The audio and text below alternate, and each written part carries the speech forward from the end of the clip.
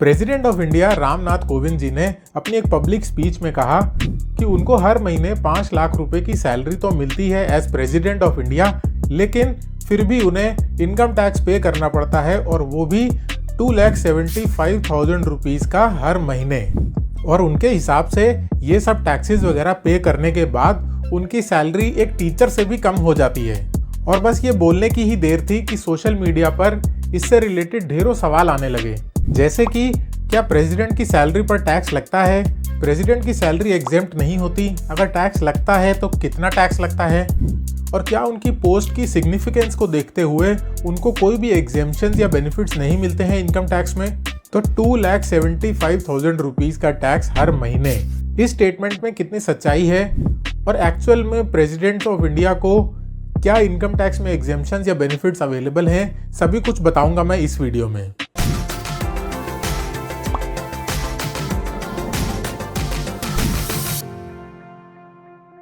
Hi, my name is Gurpreet Singh Bhalla, husband of a Wonder Woman and a proud father of a super naughty girl.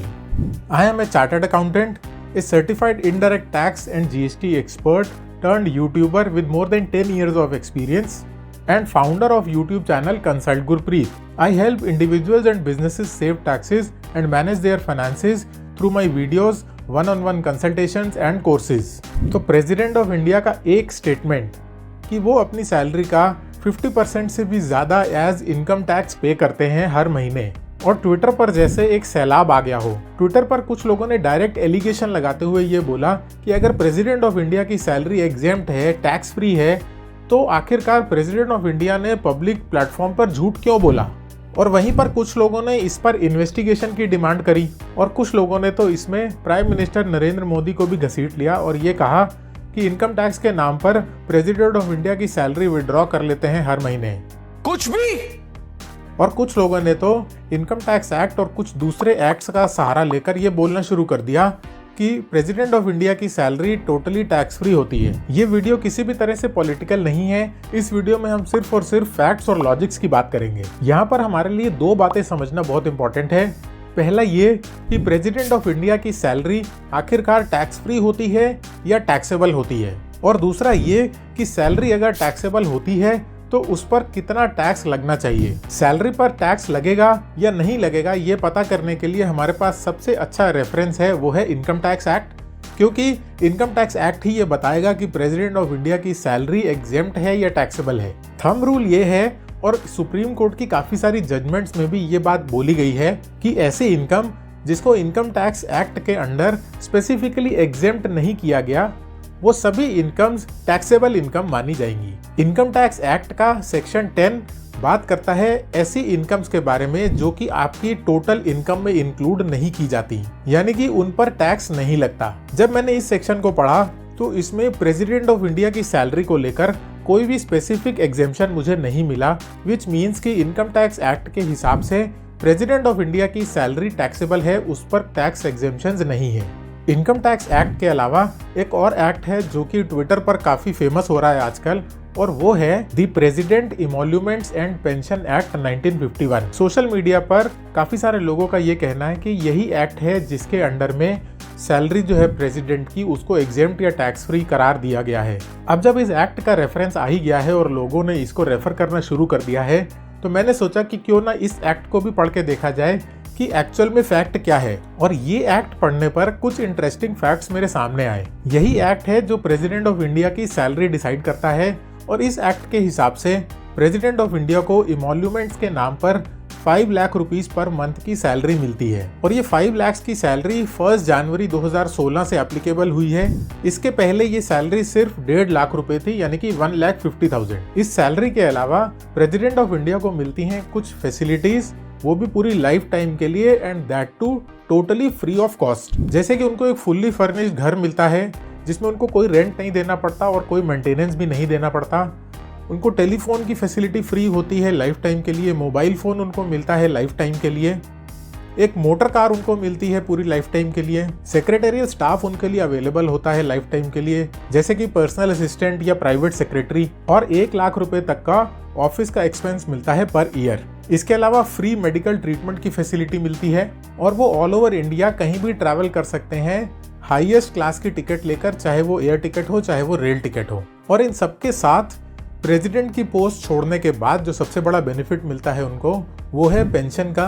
तो life time pension उनको मिलती है या उनकी family को मिलती है उनकी डेथ के बाद, और पेंशन का अमाउंट होता है जो भी सैलरी उनको मिलती थी उसका आधा, यानी कि 50%। इस एक्ट को पढ़ते पढ़ते इतनी इंटरेस्टिंग फैक्ट्स और फिगर्स मिले प्रेसिडेंट ऑफ इंडिया के बारे में, लेकिन ये बात कहीं नहीं मिली कि प्रेसिडेंट ऑफ इंडिया की सैलरी टैक्स फ्री होती है। तो दोनों ही प्रोबेबल जगहें, यानी कि इनकम टैक्स एक्ट और the president emoluments and pension act 1951, दोनों में ही टैक्स फ्री होने की बात कहीं नहीं लिखी गई। तो president of India versus common man of India के इस राउंड 1 में प्रेसिडेंट ऑफ इंडिया की बात सही साबित होती है, विच मीन्स कि प्रेसिडेंट ऑफ इंडिया की सैलरी टैक्स फ्री है ऐसा कहीं भी नहीं लिखा, जिसका मतलब उनकी सैलरी पर टैक्स तो लगता है। और कॉमन मैन का तर्क कि प्रेसिडेंट ऑफ इंडिया की सैलरी टैक्स फ्री होती है, ये बात पूरी तरह से गलत है।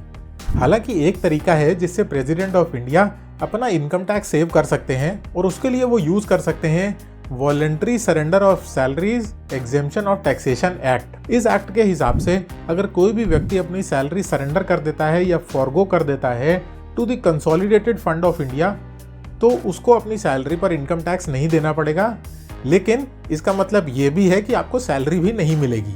और ये सभी सिटीजन्स पर एप्लीकेबल होता है, चाहे वो प्रेसिडेंट ऑफ इंडिया हो चाहे वो कोई कॉमन मैन हो। अब आ जाते हैं राउंड 2 पर। अब हमें ये तो पता लग चुका है कि प्रेसिडेंट ऑफ इंडिया की सैलरी टैक्सेबल है। अब ये पता करते हैं कि हमारे जो प्रेसिडेंट हैं वो 2.75 लाख यानी कि 2,75,000 रुपए का जो मंथली टैक्स पे करते हैं अपनी सैलरी पर, वो कितना सही है। और ये पता करना बहुत ही सिंपल है। इसके लिए हम उनकी सैलरी पर इनकम टैक्स खुद ही कंप्यूट करके देख लेते हैं कि टैक्स इतना ही बनेगा या कुछ और फिगर आती है। तो उसके लिए चलते हैं एक बार अपनी कंप्यूटर स्क्रीन पर। सबसे सिंपल तरीका है, इनकम टैक्स डिपार्टमेंट का ही इनकम टैक्स कैलकुलेटर ओपन कर लेते हैं और एक बार कैलकुलेट करके देखते हैं कि एक्चुअल में कितना टैक्स लगेगा। तो टैक्स कैलकुलेटर में असेसमेंट ईयर सिलेक्ट करते हैं, असेसमेंट ईयर 21-22। टैक्स पेयर कौन है? इंडिविजुअल है। क्या आप न्यू टैक्स रिजीम के लिए ऑप्ट कर रहे हैं? तो अभी हम पहले नो करके चेक करते हैं कि न्यू टैक्स रिजीम नहीं ऑप्ट कर रहे हैं।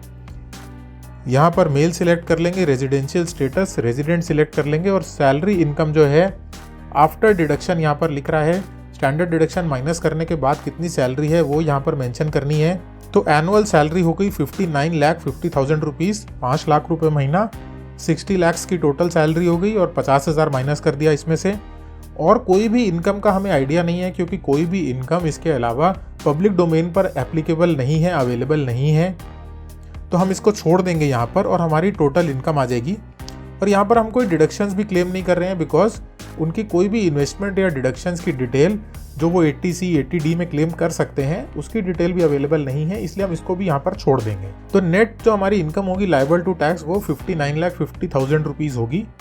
और इस पर अगर हम टोटल टैक्स कैलकुलेट करेंगे तो वो 18,27,000 रुपीज़ अप्रॉक्सीमेटली आएगा। तो यहाँ पर हम ये देख सकते हैं कि अगर हम ओल्ड रिजीम के हिसाब से टैक्स कैलकुलेट करते हैं तो उनकी सैलरी पर जो टोटल टैक्स बनता है वो 18,27,000 के आसपास बनेगा। और इस फिगर को अगर हम 12 से डिवाइड कर दें तो जो मंथली टैक्स बनेगा वो 1,52,000 का बनेगा। अब एक काम करते हैं कि इसी कैलकुलेशन को एक बार न्यू टैक्स रिजीम में करके देखते हैं और देखते हैं कि क्या फिगर आती है। तो फिर से हम लोग टैक्स कैलकुलेटर ओपन कर लेंगे और यहाँ पर न्यू टैक्स रिजीम में हम येस कर देंगे। येस करने के बाद यहाँ पर हमें सैलरी जो है बिना डिडक्शन, बिना स्टैंडर्ड डिडक्शन के फिल करनी है। तो यहाँ पर हम 60 लाख की सैलरी फीड कर देंगे। सेम हम कोई डिडक्शन जिसमें नहीं क्लेम कर रहे हैं, सिर्फ सैलरी पर बेयर कैलकुलेशन कर रहे हैं। और यहाँ पर आप देख सकते हैं कि जो सैलरी पर टैक्स आ रहा है वो 17,58,000 या 59,000 अप्रॉक्सीमेटली बनेगा। और इसको अगर हम मंथली कंप्यूट करें तो फिगर आएगी 1,46,000 रुपीज़। क्योंकि हमने इस टैक्स कैलकुलेशन में कोई भी एग्जेम्पशन या डिडक्शन का बेनिफिट नहीं लिया है तो ये मैक्सिमम टैक्स एप्लीकेबल है।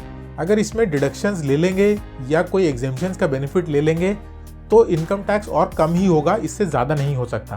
तो प्रेसिडेंट ने क्लेम किया है 2,75,000 रुपीज़ का मंथली टैक्स और हमारी कैलकुलेशन के हिसाब से आ रहा है 1,47,000 या 1,52,000 का मंथली टैक्स। तो प्रेसिडेंट ऑफ इंडिया ने ये 2.75 लाख की फिगर कहाँ से बोली, कैसे कैलकुलेट की, इसका जवाब इस समय तो सिर्फ और सिर्फ हमारे प्रेसिडेंट ही दे सकते हैं। लेकिन जो मैंने आपको कैलकुलेशंस दिखाई और बाकी सारे अवेलेबल फैक्ट्स के हिसाब से ये फिगर कंप्लीटली गलत है। तो president of India versus common man of India के राउंड 2 में कॉमन मैन की जीत होती है, बिकॉज उनका जो 2,75,000 का मंथली टैक्स का क्लेम था वो बिल्कुल गलत साबित हो रहा है। यहाँ पर कोई भी तरीका नहीं है जिससे इतना टैक्स बन सके, क्योंकि मैक्सिमम जो एप्लीकेबल स्लैब रेट है वो 30% ही है। उसके ऊपर सरचार्ज और सेस मिला के भी इतना टैक्स नहीं बन सकता, क्योंकि प्रेसिडेंट ऑफ इंडिया ने बोला कि वो 50% से भी ज़्यादा टैक्स देते हैं, जो कि इंडिया में पॉसिबल नहीं है। तो ये है सारे लॉजिक्स और कैलकुलेशंस जिनके बेसिस पर मैंने आपके सामने फैक्ट्स प्रूव किए